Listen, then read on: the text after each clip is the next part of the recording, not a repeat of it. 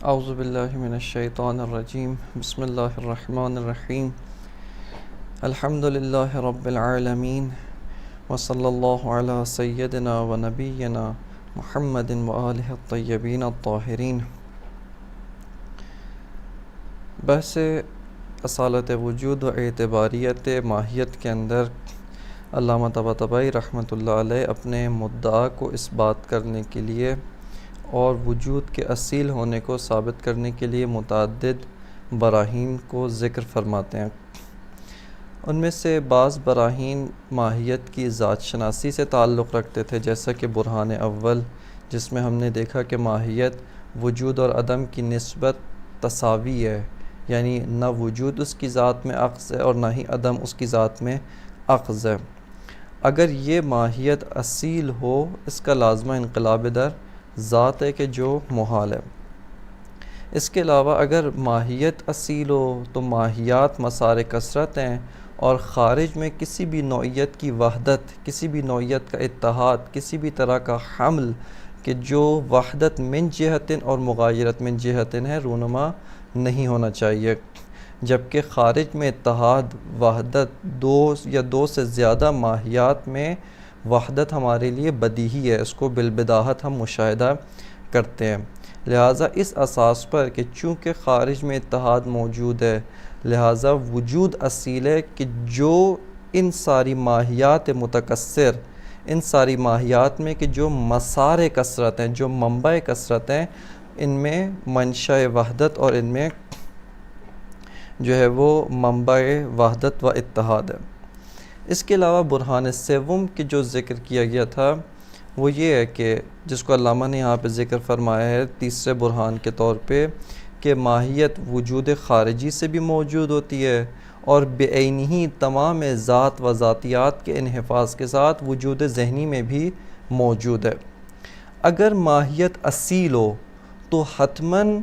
تمام جگہ پہ جتنے بھی مواطن ہیں، جتنے بھی مقامات ہیں جہاں پر ماہیت موجود ہے، جیسے کہ موطن خارجی میں ماہیت موجود ہے، موطن ذہنی میں ماہیت موجود ہے، اور اس کے علاوہ بھی اگر کوئی موطن ہو جہاں پہ ماہیت موجود ہے، حتمی طور پہ ماہیت کو اپنے تمام آثار، تمام لوازمات اور ترتب آثار کے ساتھ موجود ہونا چاہیے۔ جبکہ ہم دیکھتے ہیں کہ ماہیت صرف اور صرف خارج میں اس پہ آثار مترتب ہوتے ہیں، لیکن ذہن میں ماہیت ذہنی جو بعینہ ماہیت خارجی سے کسی جہت سے فرق نہیں کرتی، بعینہ جہت ماہوی سے بحث ہو رہی ہے، جہت ماہوی کے لحاظ سے ماہیت ذہنی اور خارجی میں کوئی فرق نہیں ہے، لیکن یہاں پر وجود ذہنی میں ماہیت کے اوپر آثار مترتب نہیں ہوتے۔ بس یہاں سے معلوم ہوا کہ اصل منبع اصالت یعنی وہ شے کہ جو اصیل ہے وجود ہے، اور وجود باعث بنتا ہے کہ جب ماہیت وجود کے ساتھ متحد ہو، ماہیت وجود کے ذریعے سے خارج میں موجود ہو، تو یہ ماہیت اپنے آثار ظہور دے، کیونکہ وجود باعث ترتب آثار ہے۔ یہ برہان سوم، اس کے بعض لوازمات ہیں، اور لوازمات بین ہے کہ اگرچہ مرحوم علامہ طباطبائی نے بدایت الحکمہ پہلی کتاب سمجھتے ہوئے ان کو ذکر نہیں کیا، لیکن یہیں سے ہمیں ایک مطلب کہ جو بہت ہی زیادہ اہمیت کا حامل ہے اس کی جانب توجہ کرنی چاہیے، اور وہ یہ ہے کہ جب بھی ایک فیلسوف کار فلسفی کر رہا ہے، وہ مطالب فلسفی کو مقدمات سے جو ہے مقدمات کو ترتیب دے کر ایک نتیجہ فلسفی حاصل کرتا ہے، حتماً اس نتیجے کے لوازمات کو استخراج کرے، اس نتیجے پہ جتنے بھی لوازمات عقلی مترتب ہوتے ہیں، یہ نتیجہ اس کو جہاں جہاں تک لے کر جاتا ہے، فیلسوف کا کام یہ کہ ان لوازمات کو استخراج کرے، اور یہ بہت اہم مطلب ہے۔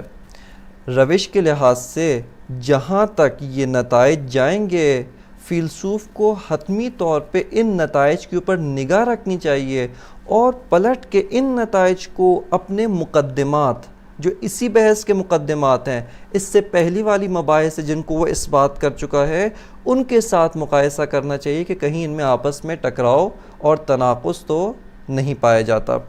لہٰذا جب بھی کوئی برہان مطرح کیا گیا ہے، جب بھی کوئی برہان پیش کیا جاتا ہے، یا کوئی نتیجہ فلسفی لیا جاتا ہے، حتمی طور پہ وہاں سے بعض لوازمات عقلیہ فلسفی حاصل ہوتے ہیں کہ ان لوازمات کو استخراج کر کے ذکر کرنا، براہ راست ان کی طرف توجہ رکھنا، یہ باعث بنتا ہے کہ کار فلسفی و عمل فلسفی میں تناقض پیش نہ آئے، نہ ان مباحث کے ساتھ کہ جو قبلاً اس بات کر چکے ہیں، اور نہ بعد والی مباحث کے ساتھ جن کو آئندہ اس بات کریں گے، ان میں تناقض کا احتمال بہت کم ہو جاتا ہے۔ لہٰذا یہاں پر چونکہ بحث اصالت وجود ہے، بہت اہم بحث ہے، بعض لوازم کی جانب توجہ دلائی جائے گی، لیکن آئندہ والی مباحث چونکہ وقت بھی کم ہوتا ہے اور تیزی کے ساتھ ان مباحث کو طے کرنا ہے، لہٰذا خود سے جو بھی بحث پڑھتے ہیں حتماً اس کے لوازمات عقلی، اس کے جو مقدمات سے جو نتیجہ لیا اور نتیجے کے لوازمات ہیں، ان کو آئندہ آنے والی مباحث کے ساتھ، سابقہ مباحث کے ساتھ، گزشتہ مباحث کے ساتھ، مقدمات کے ساتھ، ان سب کے ساتھ جو ہے وہ مقایسہ کیا جائے، تاکہ یہ معلوم ہو سکے کہ کہیں قبلی یا بعد والی مباحث میں کسی قسم کا تناقض نہیں پایا جاتا ہے۔ برہان سے وہ جس میں وجود خارجی اور وجود ذہنی کے ذریعے سے ہم نے وجود کے اصیل ہونے کو اس بات کیا اور ماہیت کے خارج میں اعتباری ہونے کا معنی کیا، اور اس کو علامہ نے اس بات کیا۔ اس برہان کے بعض لوازمات ہیں، لوازمات عقلیہ بین ہے، بدیہی لوازمات ہیں جن کو استخراج کرنا اور جن کو ذکر کرنا وہ انتہائی اہمیت کا حامل ہے۔ ایک مطلب جو اس برہان سے استفادہ کیا جا سکتا ہے اور جو حد وسط ہے، جو ثقل کار ہے، جو بہت ہی اہم نقطہ ہے، اور وہ یہ ہے کہ اس برہان میں اصیل کی ایک ایسی خاصیت سے استفادہ کیا ہے کہ جو خاصیت بہت اہمیت کی حامل ہے، اور وہ ترتب آثار ہے۔ یہاں پر ہم نے اصیل کے ایک ایسی خاصیت کہ جو اس کی ذاتی خاصیت ہے، اس کی ذات کی وجہ سے یہ خاصیت اس امر اصیل میں پیدا ہوتی ہے، اور وہ ترتب آثار، منشأ آثار ہونا، کہ اس اصیل کے اوپر آثار مترتب ہوتے ہیں، وہ اصیل منشأ ترتب آثار واقع ہوتا ہے۔ یہ امر اصیل کی خاصیت ہے، چاہے وہ کوئی بھی ہو۔ وجود اصیل ہے، حتماً وجود منشأ ترتب آثار ہے۔ اگر ماہیت اصیل ہے، جیسے شیخ اشراق مانتے ہیں، وہ ان کے نزدیک ماہیت منشأ ترتب آثار ہے۔ پس جو بھی شے اصیل ہے وہ حتماً خارج میں واقعیت خارجی کو پر کرتی ہے، واقعیت خارجی کو تشکیل دیتی ہے، اور واقعیت خارجی کو تشکیل دینے کا معنی یہ ہے کہ وہی شے منبع ترتب آثار و منشأ ترتب آثار ہے۔ یہ پہلا لازمہ ہے اس برہان کا۔ جبکہ اسی کے برعکس، اسی کے مقابل دیکھیں، اسی لازمے کو اگر تکمیل کریں، امر اعتباری منشأ ترتب آثار نہیں ہے، یعنی امر اعتباری وہ سبب نہیں بن سکتا کہ حتیٰ وہ آثار جو اس کے اپنے ہیں، جیسے ماہیت کے آثار، ماہیت کے لوازم، یہ سارے کے سارے خود ماہیت کے آثار ہیں، خود ماہیت کے لوازم ہیں، لیکن چونکہ ماہیت ایک امر اصیل نہیں ہے، ماہیت ایک امر اعتباری ہے، اس وجہ سے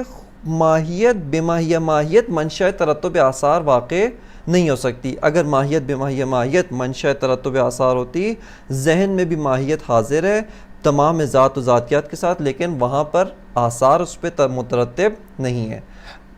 آتش ذہنی، آگ ذہنی یا پانی ذہنی، ان پہ ان کے آثار مترتب نہیں ہوتے ہیں، لہٰذا امر اعتباری اس کے اوپر آثار مترتب نہیں ہوتے ہیں۔ لازمہ دوم جو اس برہان سے حاصل ہوتا ہے وہ یہ ہے کہ امر اصیل عین واقعیت ہے، عین ترتب آثار ہے، یعنی اس کی ذات کا حصہ ہے ترتب آثار، اس کی ذات عین واقعیت کو تشکیل دیتی ہے۔ یعنی اس طرح سے نہیں ہے کہ ایک امر اصیل کی ذات ہے اور ایک اس کی صفت خارج از ذات ہے کہ جو صفت اس سے جدا بھی ہو سکتی ہے، یوں نہیں ہے، بلکہ امر اصیل کی ذات ہے، یعنی وہی وجود جس کو ہم نے اصیل ثابت کیا، اس کی ذات ہے، تحقق، موجودیت، یہ اس کی ذات ہے، عین ذات ہے۔ اسی طرح واقعیت کو تشکیل دینا، واقعیت کو پر کرنا، متن واقعیت قرار پانا، خارج میں موجود بالذات ہونا، یہ بھی اس کی ذات ہے، یہ عین ذات وجود ہے۔ وجود اور اصل واقعیت یہ دو چیزیں نہیں ہیں، اگرچہ تعبیر کے لحاظ سے دو چیزیں ہیں، مطلب کو سمجھانے کے لحاظ سے تعبیر بدل بدل کے استفادہ کیا جا رہا ہے، لیکن حقیقت میں یہ دو چیزیں نہیں ہیں، حقیقت میں یہ دو امر نہیں ہیں، بلکہ ایک ہی شے، ایک ہی ذات ہے، اور یہ اس کی آپ کے خواص سے ذاتی ہیں، عین ذات ہے۔ جو چیز جس کی ذات ہی عین واقعیت ہو، عین واقعیت کو تشکیل دینا ہو، عین ترتب آثار ہے، اس طرح کی ذات اگر اس سے آثار سلب ہو جائیں، اگر اس سے عین متن واقعیت ہونا سلب کر لیا جائے، یہ انقلاب در ذات ہے کہ جو محال ہے، یعنی کسی کی بھی قدرت میں نہیں ہے کہ امر اصیل یعنی وجود اصیل سے کہ جو متن واقعیت کو تشکیل دیتا ہے، عین ترتب آثار ہے، اس سے اس کے آثار کو سلب کیا جائے، اس سے عین واقعیت ہونے کو سلب کیا جا سکے۔ کیوں؟ چونکہ یہ اجتماع نقیضین پر منتہی ہوتا ہے کہ جو محال ہے۔ لہٰذا ایسی ذات کبھی بھی ذہن میں نہیں آ سکتی، ایسی ذات کبھی بھی ذہنی نہیں ہو سکتی جو عین واقعیت ہو، عین متن خارجیت ہو، عین موجودیت در خارج ہے، اس طرح کی ذات ذہن میں واقع نہیں ہو سکتی۔ کیوں؟ چونکہ اگر یہ ذات ذہن میں واقع ہو، ذہن یعنی جو خارج نہیں ہے، جو متن خارجیت کو تشکیل نہیں دیتا، مفہوم جس نے متن خارجیت کو پر نہیں کیا بلکہ اس کا محکی خارج میں ہوتا ہے، اس کا جو معنون ہے جس سے وہ حکایت کرتا ہے، مفہوم جس چیز سے حکایت کرتا ہے وہ خارج میں ہے۔ بس اگر وجود، حقیقت ذات وجود ذہن میں آ جائے، یعنی اس سے اس کے اصل واقعیت جدا ہو جائے، اصل متن خارج میں ہونا یہ وجود سے سلب کر لیا جائے، یعنی عین ترتب آثار ہونا، وہ ذات کی جو عین ترتب آثار ہے وہ اب ترتب آثار نہ رکھتی ہو، اس پہ اس کے آثار اور دیگر چیزوں کے آثار مترتب نہیں ہوتے ہیں، اور یہ سلب الشیء عن نفسہ ہی ہے، یہ انقلاب در ذات ہے کہ دونوں صورتوں میں ان کی بازگشت و ان کا جو ارجاع ہے وہ اجتماع نقیضین کی طرف ہوتا ہے، یعنی وجود عین واقعیت بھی ہو اور چونکہ ذہنی ہو گیا ہے بس عین واقعیت نہ ہو، لہٰذا دونوں ایک وقت میں جمع نہیں ہو سکتے۔ اس وجہ سے جو ہے وجود کبھی بھی جو امر اصیل ہے وہ کبھی بھی ذہنی نہیں ہو سکتا ہے۔ ذہن میں حصول اس کی ذات اس طرح کی ہے کہ ذہن میں حاصل ہونا، ذہن میں حصول مانع ہے، مانع ذاتی ہے، اس کی ذات مانع رکھتی ہے کہ وہ ذہن میں حاصل نہیں ہو سکتی۔ بس وجود جو امر اصیل ہے وہ کبھی بھی ذہن میں واقع نہیں ہو سکتا ہے، کبھی بھی ذہن میں حاصل نہیں ہو سکتا ہے۔ یہیں سے ہم شیخ اشراق کا جو ملاک اصالت ہے اس کے اوپر ایک اشکال یہاں پہ کرتے ہیں کہ شیخ اشراق نے شروع میں فرمایا تھا کہ اصیل وہ امر ہوتا ہے کہ جو خارج ذہن کے ساتھ ساتھ خارج میں بھی موجود ہو، جس طرح سے ماہیات ان کے نزدیک ذہن میں موجود ہیں، بے عینی ہی خارج میں موجود ہیں۔ ہم شیخ اشراق سے کہتے ہیں کہ شیخ اشراق اگر ماہیت بے عینی ہی خارج میں جس طرح سے ہے اسی طرح سے ذہن میں ہو، یا جس طرح سے ذہن میں اسی طرح سے خارج میں ہو، اور دونوں موطن میں اصیل ہے، بس خارج میں کیوں آثار مترتب ہو رہے ہیں، ذہن میں کیوں آثار نہیں ہے؟ اگر اصیل ہو تو اصیل وہ ہوتا ہے جو منشأ ترتب آثار ہو، ذہن میں ماہیت پہ آثار مترتب نہیں ہے جبکہ خارج میں ماہیت پہ آثار مترتب ہیں۔ یہی بات بتاتی ہے کہ خارج میں ماہیت اصیل نہیں ہے، ماہیت نے واقعیت کو پر نہیں کیا، ماہیت نے متن واقعیت کو تشکیل نہیں دیا، لہٰذا وہ شے جو اصیل ہے کہ جو وجود اصیل ہے کبھی بھی ذہنی نہیں ہو سکتا، کبھی بھی حقیقت وجود، کن ہے وجود، یہ ذہن میں حاصل نہیں ہو سکتی ہے، لہٰذا وہ امر اصیل کے جو متن واقعیت کو تشکیل دیتا ہے کبھی بھی ذہنی نہیں ہو سکتی۔ یہ لازمہ دوم۔ لازمہ سیوم جو اسی بحث سے حاصل ہوتا ہے اور وہ یہ ہے کہ امر اعتباری، امر انتزاعی جیسے ماہیات ہیں، اعتباری ہیں، انتزاعی ہیں، ان کی ذات اگرچہ خارج میں موجود ہے، خارج میں انسان موجود ہے، خارج میں بقر موجود ہے، خارج میں سنگ پتھر موجود ہے اور اس کے علاوہ دیگر اشیاء موجود ہیں، لیکن چونکہ اعتباری کی ذات عین خارجیت نہیں ہے، امر اعتباری کی ذات متن واقعیت و متن خارجیت کو تشکیل دینا نہیں ہے، بلکہ ایک حالت انتزاعی ہے، ایک حالت ایسی ہے کہ جو صفت متن اصیل ہے، جو صفت وجود اصیل ہے، اس وجہ سے کوئی مانع ذاتی موجود نہیں ہے کہ بعینہ ہی ذہن میں آ سکے۔ توجہ کریں اس مطلب کی طرف کہ امر اعتباری چونکہ عین خارجیت نہیں ہے، عین متن واقعیت اصیل کو تشکیل نہیں دیتا، لہٰذا اس وجہ سے مانع ذاتی نہیں ہے کہ بعینہ ہی خارج میں موجود ہو اور بعینہ ہی ذہن میں آ جائے، کہ اسی کو حکماء نے وجود ذہنی سے جو ہے وہ تعبیر کیا کہ وجود ذہنی میں ماہیات بعینہ ہی جس طرح سے خارج میں ہیں، جس طرح سے کہ خارج میں تمام ذات و ذاتیات و لوازم ذات کے ساتھ موجود ہیں، بعینہ ہی اسی طرح ذہن میں اور تمام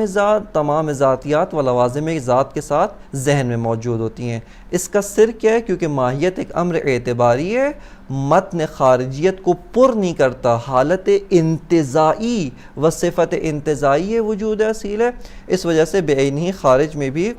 حاصل ہو سکتی ہے۔ ان تین لوازمات، اس کے علاوہ بھی اس برہان سے بہت کچھ استفادہ کیا جا سکتا ہے کہ انشاءاللہ مباحث فلسفی میں اصل تفکر ہے، اصل غور و فکر ہے، اور اصل یہ کہ جو ان مباحث کے اوپر دقت کی جائے، ان کے لوازمات عقلی کو استخراج کیا جائے، تاکہ بقیہ آنے والی جو مباحث ہیں، جو گزشتہ مباحث ہیں، ان کے ساتھ مقایسہ کر کے دیکھا جا سکے کہ کہیں ان میں آپس میں کسی قسم کا تناقض، کسی قسم کا تنافی وجود میں نہ آئے۔ اس کے بعد یہ برہان سوم یہاں پر تمام ہوتا ہے۔ برہان چہارم کے جو علامہ طباطبائی رحمۃ اللہ علیہ مطرح فرماتے ہیں، اس میں وجود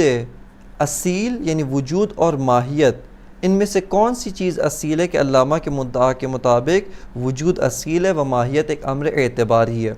اس کو ثابت کرنے کے لیے امر اصیل کی ایک اور خاصیت سے استفادہ کرتے ہیں، یعنی علامہ کا ادعا یہ کہ جو بھی اصیل ہو اس میں یہ خاصیت ہونی چاہیے، اس میں یہ صفت اور یہ اس کے اندر یہ صفت ذاتی، خاصیت ذاتی، نہ کہ خارج از ذات، یہ اس کی صفت ذاتی ہے، یہ صفت ذاتی اس امر اصیل میں موجود ہونی چاہیے۔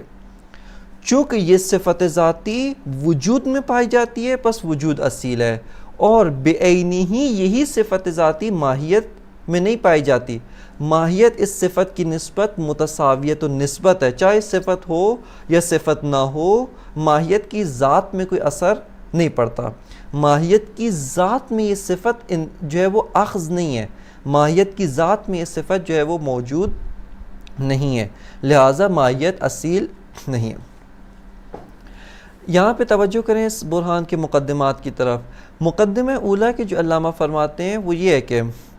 بہت ساری صفات ہیں جو صفات متقابلہ کہلاتی ہیں، ان میں تقابل پایا جاتا ہے، جس کو علم منطق نے بھی ذکر کیا۔ تقابل کی 4 اقسام ہیں، تضاد ہے، تضایف ہے، تقابل عدم و ملقہ ہے، یا تقابل نقیضین ہے۔ فی الحال اس سے سروکار نہیں ہے کہ تقابل کی کون سی قسم ہو، لیکن فی الحال ہم یہ دیکھتے ہیں کہ بہت ساری صفات ہیں جن میں آپس میں تقابل پایا جاتا ہے، یعنی وہ صفات ایک وقت میں ایک ہی محل میں ایک ہی موضوع میں من جہت واحدہ موجود نہیں ہو سکتی۔ جیسے یہ میز اگر سیاہ ہے تو سفید نہیں ہو سکتی، ان میں سفیدی اور سیاہی میں صفت تقابل تضادی موجود ہے۔ اسی طرح عدم و ملکہ، اعمیٰ و بصیر، یا وجود و عدم، موجود و معدوم، ان میں تقابل تناقض پایا جاتا ہے۔ وَإِلَى هَذَا، علامہ فرماتے ہیں کہ یہ جو صفات تقابلی ہیں، ان کی ماہیت کے ساتھ کیا نسبت ہے، یا دقیق تعبیر کے لحاظ سے ماہیت ان صفات متقابلہ کے ساتھ کس طرح کی نسبت رکھتی ہے۔ علامہ فرماتے ہیں کہ ہم ماہیت من حیث ہیہ کا جب مطالعہ کرتے ہیں، اس کو ان صفات متقابلہ کے ساتھ متساویت النسبت پاتے ہیں، یعنی یہی ماہیت جس کی ایک اپنی ذات ہے، ذاتیات ہے، اس ذات و ذاتیات کے ہیتے سے، اس کے دائرے سے خارج جتنی بھی صفات ہیں، جتنی بھی صفات متقابلہ ہیں، یہ ماہیت ان دونوں طرفین تقابل کے ساتھ نسبت تساوی رکھتی ہے۔ یہ ماہیت مثال کے طور پہ موجود بھی ہو سکتی ہے، معدوم بھی ہو سکتی ہے۔ وجود و عدم کے ساتھ خود ماہیت بماہیہ ماہیت نسبت تساوی موجود ہے۔ اسی طرح یہ ماہیت ذہنی بھی ہو سکتی ہے، خارجی بھی ہو سکتی ہے۔ یہ ماہیت ذہن میں بھی پائی جا سکتی ہے، خارج میں بھی پائی جا سکتی ہے، یعنی صفات ذہنی اور خارجی ہونا، ان میں بھی آپس میں تقابل پایا جاتا ہے کہ بعینہ دقیقاً جو چیز ذہنی ہے وہ خارجی نہیں ہو سکتی، جو چیز خارجی ہے وہ ذہنی نہیں ہو سکتی۔ لیکن ہم دیکھتے ہیں کہ ایک ہی ماہیت ذہنی ہونے اور خارجی ہونے دونوں کی نسبت جو ہے وہ متساوی ہے، نسبت تساوی پائی جاتی ہے۔ یہ اسی طرح تقدم و تاخر کہ علامہ جو مثال یہاں پر دیتے ہیں وہ تقدم و تاخر ہے۔ ایک ماہیت ہے متقدم بھی ہو سکتی ہے، وہی ماہیت جو ہے وہ متاخر بھی ہو سکتی ہے، یعنی تقدم اور تاخر کی نسبت ماہیت تساوی ہے۔ یہ اسی طرح شدت و ضعف ہے۔ ایک جگہ ہم نور شدید دیکھتے ہیں، وہاں پہ ماہیت نور شدت کے ساتھ جمع ہو گئی ہے، لیکن ایک اور جگہ پہ دیکھتے ہیں کہ ماہیت نور ہوتے ہوئے بھی شدید نہیں ہے، نور ہوتے ہوئے بھی وہاں پہ نور ضعیف ہے، لیکن دونوں نور ہیں۔ بس ماہیت نور شدت اور ضعف، یہ آگ حرارت شدت اور ضعف کے ساتھ، یہ سفیدی جو ماہیت کیف ہے شدت اور ضعف کے ساتھ جو ہے وہ اس کی نسبت متساوی ہے۔ بس مقدمہ اولا جس کو علامہ قرار دیتے ہیں وہ یہ ہے کہ ماہیت من حیث ہی وہ اپنی ذات کے لحاظ سے، حد ذات کے لحاظ سے صفات متقابلہ جیسے تقدم و تاخر، شدت و ضعف، وجود و عدم، اسی طرح سے بالقوہ اور بالفعل، ان کے ساتھ جو ہے وہ اس کی نسبت تساوی ہے۔ اگر اسی مقدمہ اولا میں بھی ہم غور کریں، یہاں پر بھی فیلسوف دقیقاً روش ذات شناسی سے استفادہ کر رہا ہے۔ کس طریقے سے استفادہ کر رہا ہے؟ فیلسوف یہ مشاہدہ کرتا ہے، کہتا ہے کہ یہ ساری جتنی بھی صفات متقابلہ ہیں یہ ماہیت کی ذوات، یہ ماہیت کی جو ہستی ہے، ماہیت کی جو ذات ہے، ماہیت کی جو حقیقت ہے اس سے خارج ہیں۔ ایک انسان اس کا رنگ سفید ہو کہ سفیدی اور سیاہی میں تضاد ہے، آپ جب انسان کی تعریف کرتے ہیں یہ نہیں کہتے انسان کیا ہے، حیوان ناطق ابیض، کہ اگر آپ اس طرح کی تعریف کریں انسان کی تعریف میں ابیض کو اخذ کریں، جتنے بھی کالے انسان ہیں اسود ہیں وہ سارے کے سارے اس تعریف سے خارج ہو جائیں گے، وہ کوئی بھی ان کے اوپر انسان ہونا صدق نہیں کرے گا۔ یا انسان کی تعریف میں ہم اسودیت کو دخیل نہیں کرتے، کیونکہ ابیض جتنے بھی انسان ہیں، دیگر جتنے بھی الوان کے انسان ہیں، وہ سارے کے سارے اس تعریف سے جو ہے وہ خارج ہو جائیں گے۔ بس یہ سارے امور ذات ماہیت سے خارج ہیں۔ کہتے ہیں کہ اس ذات شناسی میں فیلسوف کس روش کے ساتھ، کہ یہاں پہ روشی اشارہ ہے کہ ان کی طرف آپ توجہ کریں۔ فیلسوف کہتا ہے کہ یہ چیزیں مثال کے طور پہ بھئی ماہیت انسان کو لیں، اگر تقدم یعنی متقدم ہونا، پہلے آنا، زمانی لحاظ سے کچھ امور سے پہلے متحقق ہونا، یا تاخر زمانی لحاظ سے کچھ امور کے بعد متحقق ہونا، یہ ذات ماہیت کا حصہ ہو، جزء ذات ماہیت ہو یا عین ذات ماہیت ہو، یا خود شدت و ضعف یہ ذات ماہیت کا حصہ ہو، اس صورت میں فیلسوف کہتا ہے کہ کیا معذور پیش آتا ہے؟ خب فیلسوف کہتا ہے کہ ہم دقت کرتے ہیں، ہم کہتے ہیں کہ انسان کی ذات کا حصہ ہے شدت، یعنی انسان وہ ہے کہ جس کی ذات میں شدت ہو، جو وجود شدید ہو، جو انسان شدید ہے، وگرنہ جو انسان ضعیف ہے، جو انسان متأخر ہے، وہ اصلا انسان نہیں ہے۔ جبکہ فیلسوف کہتا ہے کہ دیکھتا ہے کہ نہیں، جس طریقے سے یہ ذات انسان اس انسان پہ کہ جو کئی ہزار سال پہلے وجود میں آئی اور ابھی معدوم ہو گئی، ابھی موت کے منہ میں سو چکی ہے، وہ انسان یا وہ انسان کی جو درجہ وجودی کے لحاظ سے بہت اعلیٰ انسان ہے۔ مثال کے طور پہ ائمہ معصومین، اولیاء اللہ، رسول اللہ صلی اللہ علیہ وآلہ وسلم کے بہت ہی صفات حسنہ و صفات علیہ کے لحاظ سے انسان یہ برتر ہیں، بہت انسان کامل و انسان متکامل ہیں. ان کی ذات جس طرح کی تکامل ہے، اگر ذات انسان میں سارے کمالات ہوں، اس کا مطلب ہے کہ جو انسان، جو لوگ، جو افراد ان میں یہ کمالات نہیں ہیں، جیسے ہم اس درجے کے کمالات نہیں رکھتے. اس کا مطلب ہے کہ ہمارے اوپر عنوان انسان بھی صدق نہیں کرنا چاہیے. اصلا انسانیت کے دائرے سے خارج ہوئے، ہم انسان ہی نہ ہو. کیوں؟ کیونکہ انسان وہ ہے کہ جو شدید ہے، جس کی ذات میں شدت ہے، قوت ہے، قوی ہے یا متقدم ہے، لیکن جس کی ذات میں یہ امور نہیں، وہ اصلا انسانیت سے خارج ہو جائے. جبکہ یہ بھی انسان ہے اور وہ بھی انسان ہے. اگر ضعف، تأخر اور اسی طرح صفات کمالیہ سے خالی ہونا، یعنی صفات رذیلہ کا موجود ہونا، یہ ذات کے اندر داخل ہو، اس صورت میں وہ انسان کی جو صفات برتر سے متصف ہے ان کو انسان نہیں کہہ سکتے، وہ انسانیت کے دائرے سے خارج ہو جائیں گے. جبکہ ہم دیکھتے ہیں کہ وہ بھی انسان ہیں اور ان کے اوپر بھی عنوان انسان و ذات انسان جو ہے وہ براہ راست و اسی طرح سے جو ہے وہ صدق کرتی ہے. تیسری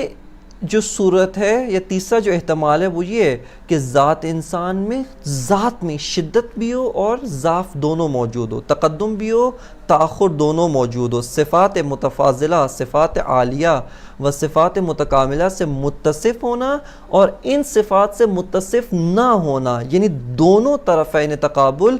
جزء ذات ہوں. اس صورت میں یہ ذات نہ صفات عالیہ کی مالک انسانوں پر صدق کرے گی، نہ اولیاء اللہ پہ صدق کرے گی، نہ ہی ان انسانوں پر کہ جو صفات عالیہ سے خالی ہیں. کیوں؟ چونکہ جن کے اندر صفات عالیہ موجود ہیں ان کے اندر صفات عالیہ کی جو نقیض ہے، صفت متقابل ہے، وہ نہیں ہے. جبکہ ذات میں دونوں طرفین تقابل موجود ہیں. اور جن میں صفات عالیہ موجود نہیں ہیں بلکہ صفات عالیہ سے جو ذوات خالی ہیں ان میں صفات عالیہ نہیں ہیں، جبکہ ذات انسان میں دونوں طرفین تقابل موجود ہیں. لہٰذا اس طرح کی ذات کا کوئی بھی مصداق نہیں ہوگا، کیونکہ یہ اجتماع نقیضین یا اجتماع متقابلین ہے کہ جو ایک امر محال ہے. پس اس استدلال کے ذریعے سے ہم نے اس مطلب کو اس بات کیا کہ ماہیت من حیث ہی ذات ماہیت کے لحاظ سے نہ تو صفات متقابلہ میں سے کوئی بھی صفت جو تقابلی حالت رکھتی ہے، چاہے تضاد ہو، چاہے تقابل عدم و ملکہ ہو، چاہے تقابل تضایف ہو، چاہے تقابل تناقض ہو، یہ ذات ماہیت و حد ذات ماہیت سے خارج ہیں. اور ماہیت ان میں سے ہر ایک میں کے جو ہے طرفین میں سے ہر ایک کی طرف نسبت تساوی رکھتی ہے. یہ مقدمہ اولا. مقدمہ ثانیہ کہ جو علامہ یہاں پر ذکر فرماتے ہیں، اور وہ یہ فرماتے ہیں کہ خارج میں جو بھی امور موجود ہے جن کو ہم مشاہدہ کرتے ہیں، جن کو ایک فیلسوف واقعیت کے طور پہ مطالعہ کرتا ہے، فرماتے ہیں کہ ان میں اختلاف موجود ہے. ان کے اندر ہم متعدد انواع کے اختلاف دیکھتے ہیں. ایک اختلاف کی وہ جو تھی، بعض اختلافات وہ تھے جن کو پہلے بیان کیا جا چکا کہ یا تو اختلاف بتمام ذات ہے، یا اختلاف بجزء ذات ہے، یا اختلاف بخارج ذات ہے. کہ علامہ فرماتے ہیں کہ اس کے علاوہ ایک اور اختلاف ہم دیکھتے ہیں، اور وہ اختلاف کس طرح کا ہے کہ ان میں شدت و ضعف ہے. ان کے اندر بعض ماہیات بالقوہ ہیں، بعض بالفعل ہیں، بعض ذہنی ہیں، بعض خارجی ہیں، بعض موجود ہیں، بعض معدوم ہیں، بعض متقدم ہیں، بعض متاخر ہیں. یعنی بعض انسان متقدم ہیں، بعض انسان جو ہے وہ متاخر ہے. شدت وجودی کے لحاظ سے، درجہ کمالی کے لحاظ سے بعض انسان شدید ہیں، ان میں شدت پائی جاتی ہے، بعض ضعیف ہیں، ان میں ضعف پایا جاتا ہے.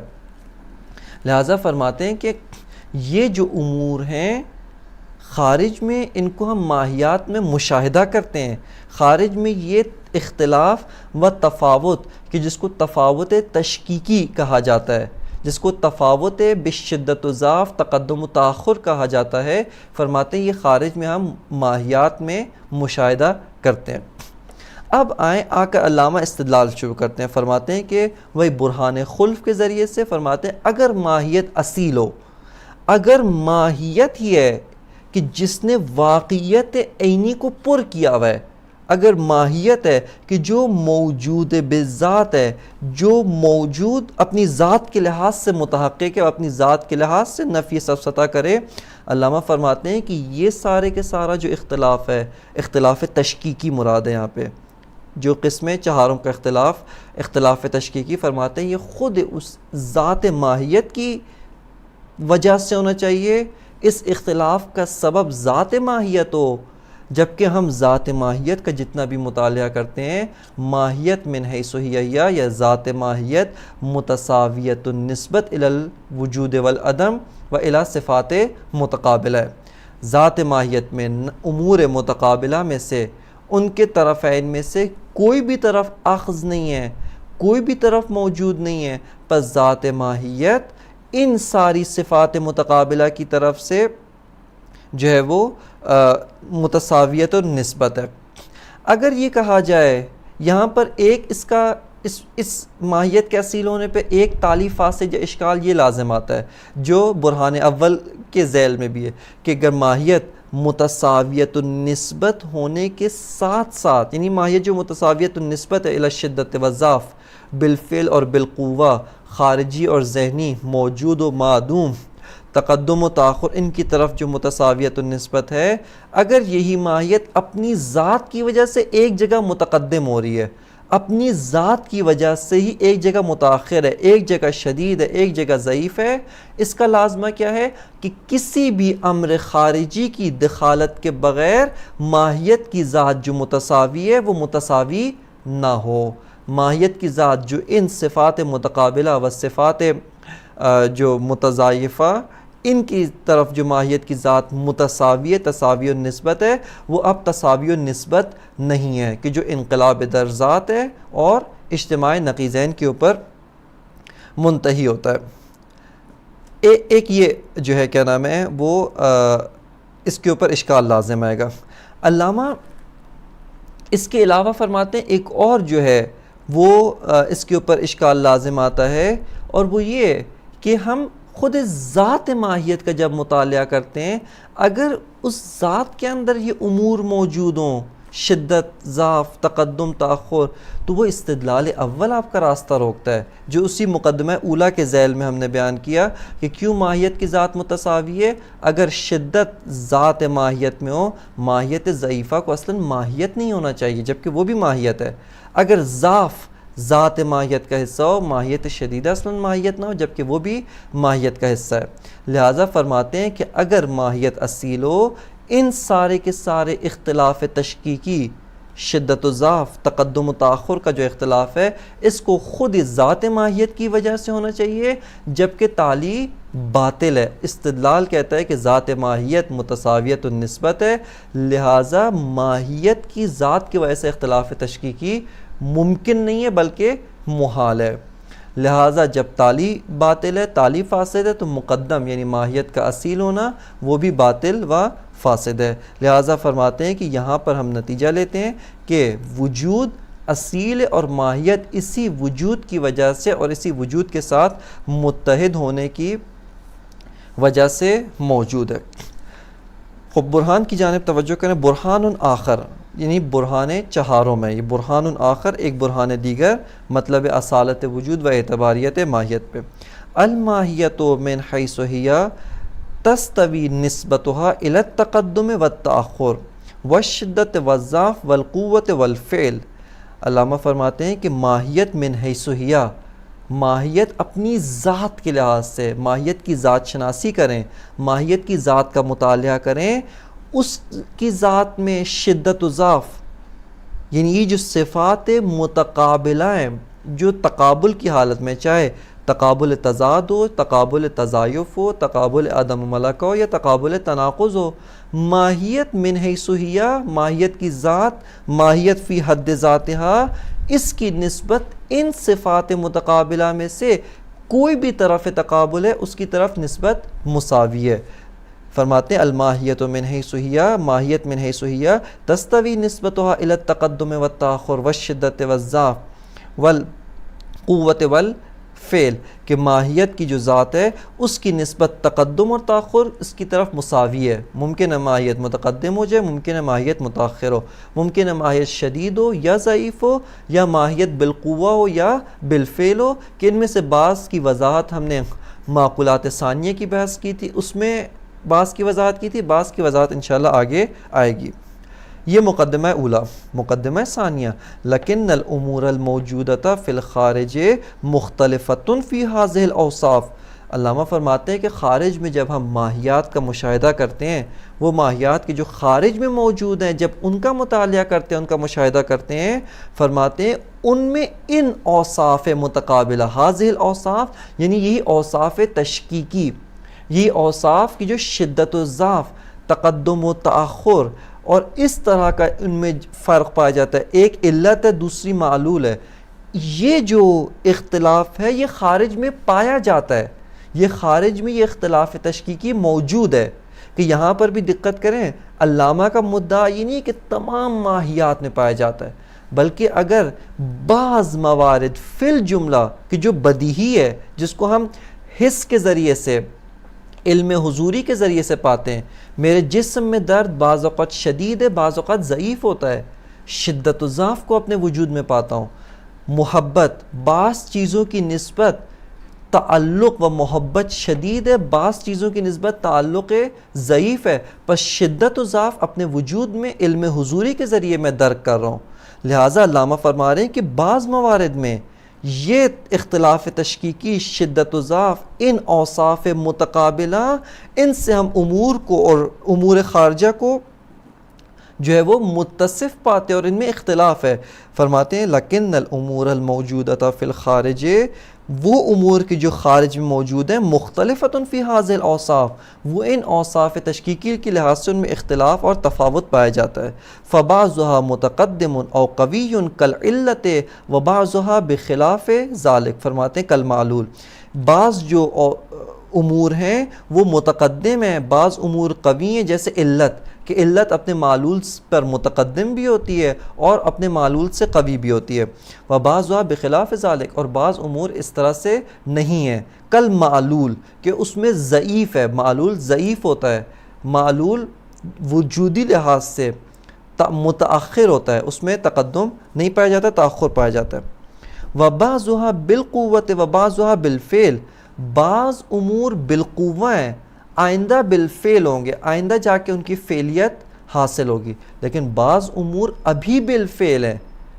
بیج کا دانہ یہ آئندہ درخت بنے گا،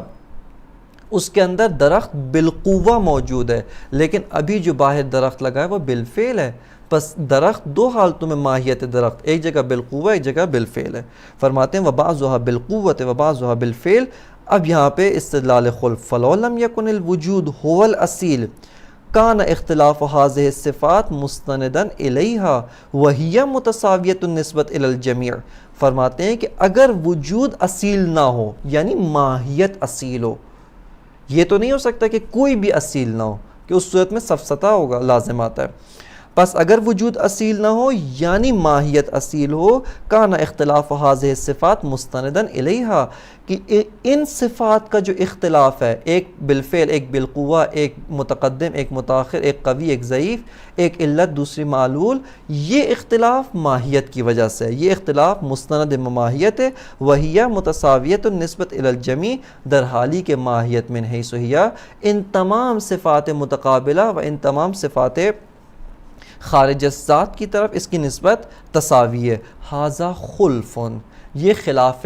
فرض ہے. کیوں؟ چونکہ اگر ماہیت بذات منشأ اختلاف ہے، یہ مقدمہ اولا جس میں ہم نے کہا ماہیت متساویۃ النسبت الی الوجود والعدم و الی صفات متقابلہ، اور اس کو استدلال سے اس بات کیا اس کے خلاف ہے. لہذا فرماتے ہیں ھذا خلف، یہ تالی فاسد ہے، یہ جو مقدم کا جو تالی ہے یہ باطل ہے. چونکہ تالی باطل ہے، علم منطق کے قواعد کے تحت مقدم بھی باطل ہے. پس ماہیت اصیل نہیں، وجود اصیل ہے. ماہیت ایک امر اعتباری انتزاعی ہے.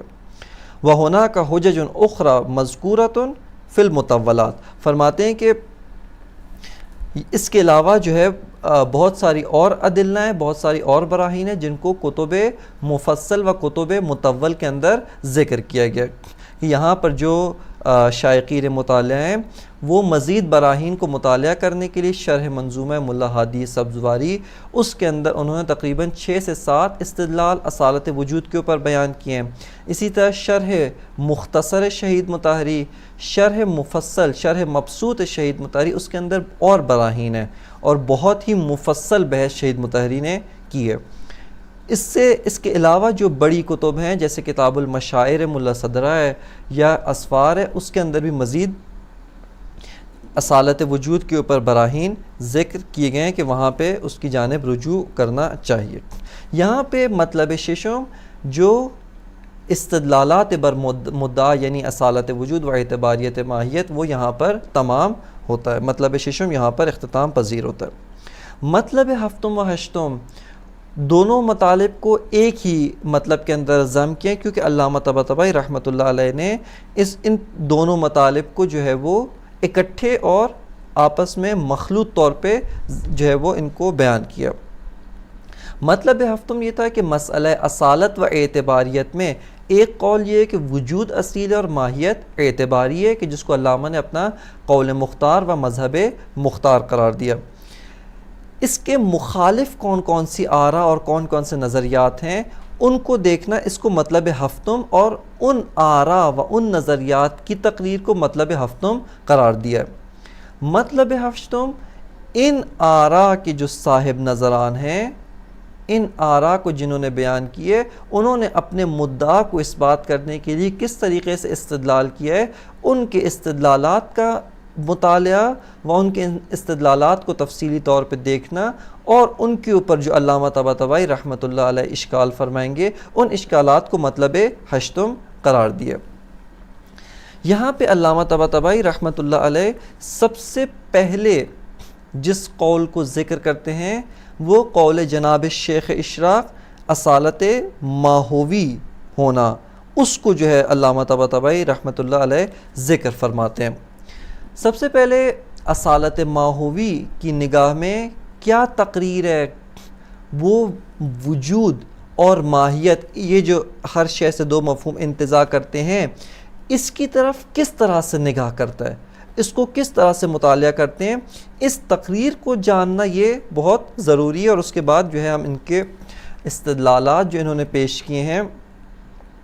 اس کی جانب بڑھیں گے کہ اگر وقت نے وفا کی تو یہاں پر اسی درس میں استدلال بھی پیش کیا جائے گا. شیخ اشراق وہ سب سے پہلے تاریخ کے لحاظ سے و فلسفہ اسلامی کے اندر جس شخصیت نے سب سے پہلے مسئلہ اصالت اور اعتباریت کو پیش کیا وہ جناب شیخ اشراق رحمۃ اللہ علیہ ہیں کہ انہوں نے اپنی کتاب حکمت الاشراق جو ان کے مکتب کی ترجمان کتاب ہے، بقیہ کتب و بقیہ آثار انہوں نے حکمائے مشہ کی نظر کے مطابق لکھے ہیں، لیکن حکمت اشراق انہوں نے اپنے مکتب و اپنے مسلک کی آراء اور اس کے جو نظرات اختصاصی ہیں ان کی اساس کے اوپر اس کتاب کو تصنیف فرمایا. جناب شیخ اشراق انہوں نے اس کتاب کے اندر وجود کو اعتباری ایک امر ذہنی محض قرار دیا ہے کہ وجود ایک مکمل طور پہ امر ذہنی محض ہے، ماہیت ایک امر اصیل ہے اور ماہیت ہے کہ جس نے خارج کو پر کیا ہوا ہے اور خارج کو ماہیات نے تشکیل دیا ہوا ہے. یعنی ابھی خارج میں ہم جس چیز کو مشاہدہ کرتے ہیں، خارج میں جس چیز کو ہم دیکھتے ہیں کہ واقعیت عینی ہے، خارج میں تحقق عینی رکھتی ہے، شیخ اشراق فرماتے ہیں کہ وہ ماہیات ہیں، جبکہ وجود تو خارج میں اصلاً موجود نہیں ہے، وجود نے تو خارج کو پر نہیں کیا. ماہیت کی یہاں پر شیخ اشراق کی نگاہ میں ماہیات سے کیا مراد ہے؟ ان کی ماہیات سے مراد وہی جس کو ہم نے ماہیت بمعنی سوم کہا، یعنی اشیاء کا جو پہلو ہے جو ان کے اختلاف سے حکایت کرتا ہے، جو ایک شے کو دوسری شے سے جدا کرتا ہے. یہ لکڑی ہے، یہ پتھر ہے، یہ انسان ہے، یہ جو اشیاء کا اختلافی پہلو ہے جو ایک شے کو دوسری شے سے جدا کرتا ہے. جو ایک شے سے جس سے جو مفہوم حاصل ہوتا ہے وہ شے دیگر پہ قابل صدق و قابل انطباق نہیں ہے. یہ پہلو شیخ اشراق فرماتے ہیں کہ یہ اصیل ہے، اور وجود ایک امر اعتباری، ایک امر انتزاعی ہے. یہاں پہ ایک مطلب جس کی جانب دقت کرنے کی ضرورت ہے وہ یہ ہے کہ شیخ اشراق جس چیز کو، جس ماہیت کو اصیل قرار دیتے ہیں وہ ماہیت ذہنی کو اصیل قرار نہیں دیتے. یہاں دقت کرے توجہ کے ساتھ. وہ ماہیت من حیث ہی اس کو امر اصیل قرار نہیں دیتے ہیں، کیونکہ وہ تو خارج میں موجود نہیں ہے، وہ خارج میں معدوم ہے، وہ خارج میں متحقق نہیں ہے. بلکہ شیخ اشراق ماہیت موجودہ، یعنی وہ ماہیت جس سے ہم مفہوم وجود کو ذہن میں حاصل کرتے ہیں، شیخ اشراق فرماتے ہیں یہ ماہیت اصیل ہے. پس شیخ اشراق ہر ماہیت جہاں پر بھی ہو اس کو اصیل قرار نہیں دیتے، بلکہ شیخ اشراق فرماتے ہیں وہ ماہیت کہ جس سے میں مفہوم وجود کو انتزاع کر سکتا ہوں، جس سے مفہوم وجود کو حاصل کر سکتا ہوں، جس سے مفہوم وجود استخراج کیا جا سکتا ہے، فرماتے ہیں کہ وہ ماہیت اصیل ہے. اور وہ کون سی ماہیت ہے؟ ماہیت موجودہ. وہ ماہیت جو ہے وہ اصیل ہے. پس شیخ اشراق کی نگاہ میں جو ماہیت اصیل ہے ماہیت موجودہ ہے، اور وجود ایک امر اعتباری ہے، یعنی کسی بھی طرح سے وجود خارج میں موجود نہیں ہے، بلکہ وجود اس ماہیت کی ایک صفت ہے جو صفت ذہن میں ہے، صفت خارج میں نہیں ہے، موصوف خارج میں ہے. جس طرح سے کہ معقولات ثانیہ فلسفی کی بحث میں بھی کہا کہ اتصاف خارج میں لیکن عروض ذہن میں، یا یوں کہا جائے صفت مکمل طور پہ ذہن میں لیکن وہ موصوف جس سے صفت کو انتزاع کیا جاتا ہے وہ خارج میں موجود ہے، یعنی موصوف خارج میں جبکہ صفت جو ہے وہ ذہن میں.